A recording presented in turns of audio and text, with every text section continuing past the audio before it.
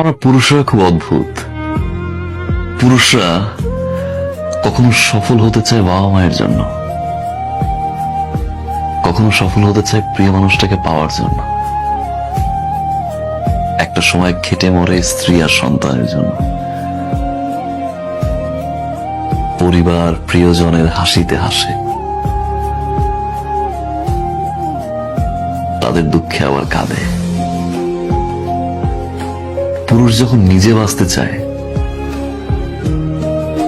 তখন আর সময় থাকে না। আমরা পুরুষরা বাঁচি অন্যের জন্য। কিছু কিছু পরিবর্তন মানুষ নিজেই করে, আর কিছু কিছু পরিবর্তন মানুষের জীবনে আসে যেটা সে কখনোই চায় না, কখনোই আশা করে নাই। এরকম অনেক জিনিস ঘটে, সেটা আমার জীবনে বহুবার ঘটেছে। আমি যেটা করতে চেয়েছি সেটা করতে পারিনি।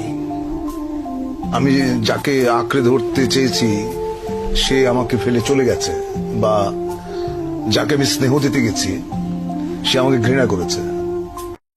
পুরুষ মানুষকে তো সারাদিন পরিশ্রম করে ক্লান্ত হয় পরিবারের চাপে, অশান্তি, জীবনটা একটা পচা তরমুজ হয়ে গেছে। তরমুজের উপরটা কিন্তু দেখলে বোঝা যায় না যে ভিতরে কি ভালো না পচা।